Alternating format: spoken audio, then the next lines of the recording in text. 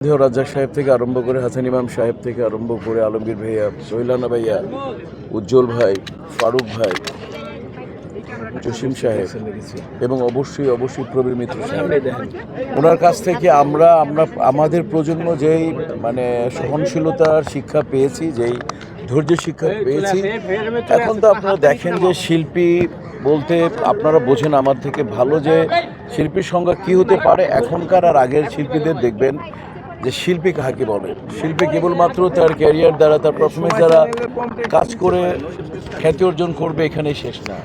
একটা শিল্পীকে শিল্পী থাকতে হলে, প্রবীর মিত্রর কাছ থেকে শিখেছি, একটা শিল্পীকে একটা শিল্পী হিসেবে পরিচয় বহন করতে হলে কালকে জন্ম থেকে মৃত্যু অবধি সেটাকে বহন করতে হবে।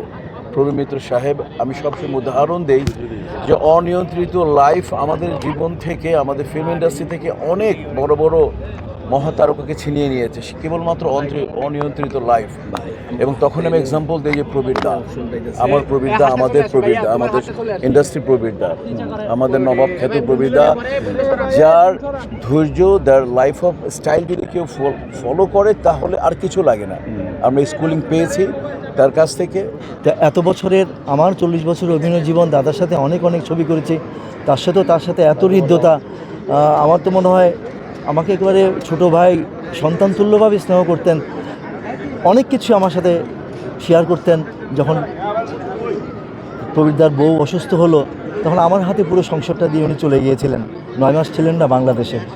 আমি যতটুকু পেরেছি, এই তার মিথুন, আকাশ, নিপুণ, মেয়ে মণি, আমার যতটুকু সম্ভব হয়েছে আমার কাজের মাঝে সব কিছু বাজার থেকে করা, তাদের স্কুলে নেওয়া, কলেজে দেওয়া, ওই সময়টা আমি করেছি। তো এই করে হয়তো তার কাছ থেকে আমি ভালোবাসা আদায় করেছি, স্নেহটা আদায় করতে পেরেছি। একজন জাদ্রেল অভিনয় শিল্পী, তিনি হচ্ছেন প্রবীর মিত্র কাকু। আমি তো কাকুর ওনাকে ডাকি, আর ওনাকে আমি চিনি কিন্তু ক্লাস 3-4 থেকে। ওনার ওয়াইফ এবং আমরা পুরনো ঢাকায় খুব কাছাকাছি ছিলাম, অনেক সুন্দর একটা সম্পর্ক ছিল। এবং আমি খুব সন্দিহান যে এই সমস্ত মানুষগুলো যে চলে যাচ্ছে, যাদেরকে দেখে আমরা বড় হয়েছে, যারা এই চলচ্চিত্রর দিকপাল, যারা একটা বটগাছের মতো ছায়া দিয়ে রাখে, যিনি অসাধারণ অভিনয় করতেন, এই জায়গাগুলোর কি হবে? এটা আসলে আমার খুব একটা ভাববার বিষয়। যেমন একজন গোলাম মোস্তফা, একজন হুমায়ুন ফরিদি, একজন প্রবীর মিত্র, এরা চলে যাচ্ছেন দিনে দিনে।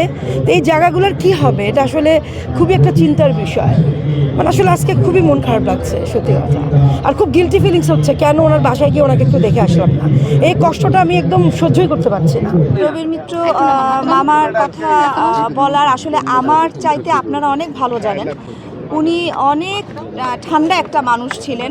আমাদের পরিবারের সাথে ওনার সম্পর্ক অনেক ভালো ছিল। উনি যে মারা গেলেন, আমার কাছে খুবই কষ্ট লাগছে শুনে।